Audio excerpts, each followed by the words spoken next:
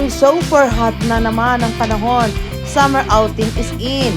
Pero kung hindi bet ang siksikan at init sa outside world, meron na raw solusyon dyan. Ang inflatable pools. Katulad ng Vivo Kids ng biyaherong si Drew at kapuso host na si Iya, enjoy na enjoy sa kanilang mobile swimming experience.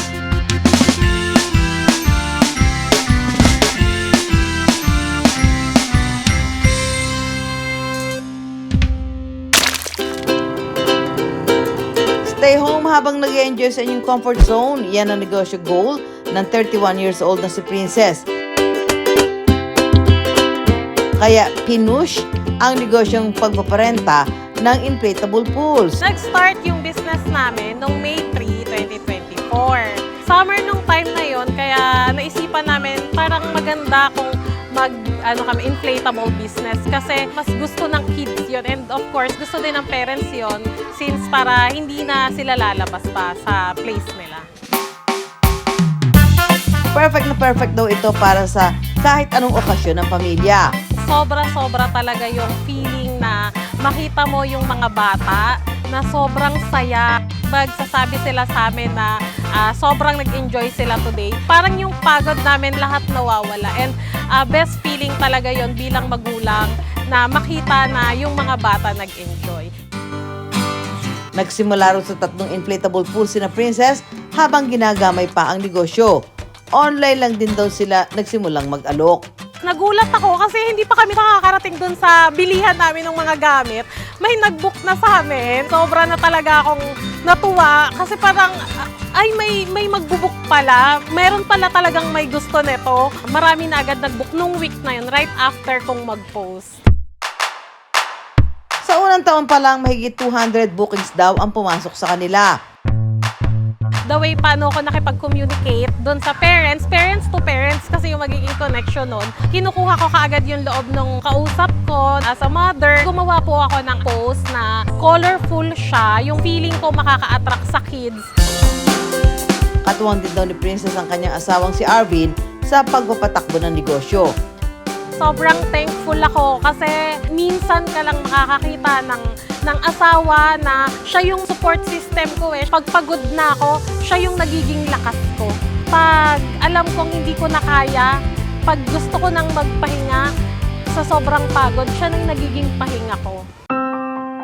Ang hilig ni Princess sa mga bagay na nagpapasaya sa mga bata, meron palang malalim na dahilan. Nung kabataan ko kasi hindi ako magkakaroon ng ganitong bagay. Kung hindi dahil sa bigay, ganyan. So ako ngayon, ang gusto kong gawin, sobrang nagpupursige ako kasi gusto kong yung naranasan ko, hindi na maranasan din ng anak ko. Pero ang ganitong klase negosyo ni Princess, hindi rin lang pala puro saya.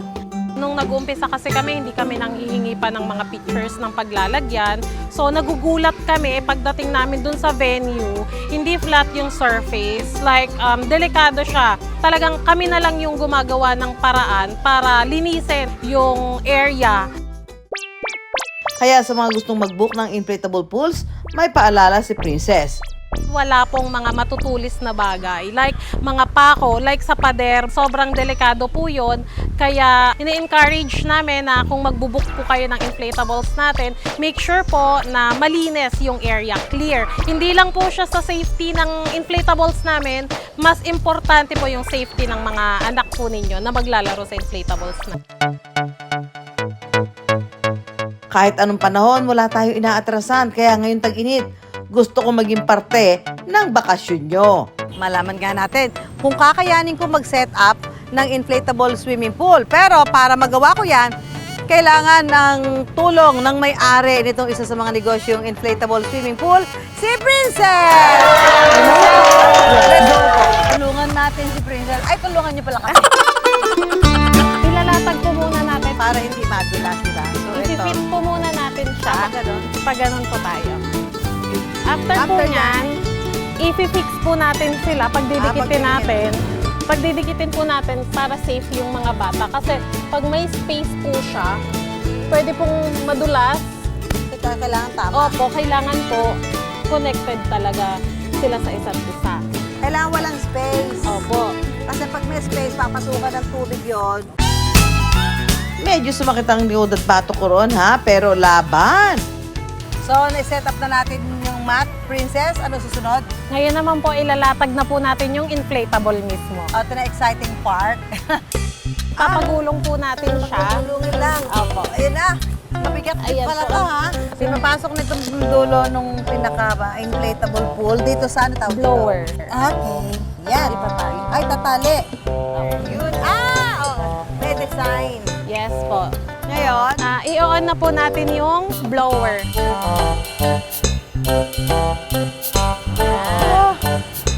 taas na siya. Ang galing. So, maganda lang dito mga kapuso kung walang mailagay na may kabit na hose, pwede namang manual yung paglalagay ng tubig, di ba? Opo. Sabi ni Princess, mas maraming bola, Mas masaya masaya. ang mga bata. Kaya, dagdagan pa natin yan. Tara! Ako, wala. Happy summer vacay, mga kapuso, mga kids. Have fun, enjoy. Ngayong araw, susamahan natin sina Princess sa kanilang event. Ang kanilang client for today, ang mag-asawang Maricel at Jerry. Siyempre, summer, naisip namin na i-enjoy ng kids. Naisip po namin na i-book na lang ng inflatable. Sila na rin yung magsiset up for you, less hassle. Papaprivate namin. So, walang ibang mga batang kahalo. Kundi mga invited lang namin. So, mas panatag kami doon. Sa mga bagets at kids at heart, kaya rin na magtampisaw sa inflatable pools mula 3,500 hanggang 4,000 pesos. May kasama ng puzzle mats at nag-uumapaw na plastic balls. Bukod sa transportation fee na nakadepende sa layo ng location, 1,000 pesos lang ang reservation fee na ibabawas din sa total rate. Pwede ito magamit mapa outdoor o indoor sa loob ng 8 oras. Kung hindi bet ang gimmick na wet inflatable, carry ring waterless o hindi lagyan ng tubig. Wala na raw dapat problemahin dahil ang team na ni Princess ang magsiset up para sa inyo. Bukod sa 10 inflatable pools, meron na rin silang mobile playground at arcades. Umabot sa 100,000 pesos ang ipinuhunan ni na Princess na galing sa dati nilang negosyo. Mas colorful na raw ang buhay nila ngayon dahil lumolobo na mula 6 to 7 digits ang kita nila kada buwan. Kahit nga hindi pa buwan ng tag-init, dagsa rin ang bookings ni na Princess. Sa inflatable business ni Princess, lumulobong biyaya raw ang dala sa kanila. Kung dati, hirap silang isakay ang kanilang inflatable pool sa SUV, ngayon, meron na silang mas malaking service. Make sure po na focus tayo sa quality over quantity. Hanapin din natin yung mga magiging staff natin na alam natin na masaya at buong puso din nilang gagawin yung serbisyo na gusto rin nating maibigay sa kliyente natin. Ngayon tag-init, iba't ibang negosyo ang pwedeng mag-hit. Isip-isip na habang nagbababad sa tubig para presko na sa pakiramdam, maginhawang buhay pa ang ma-achieve.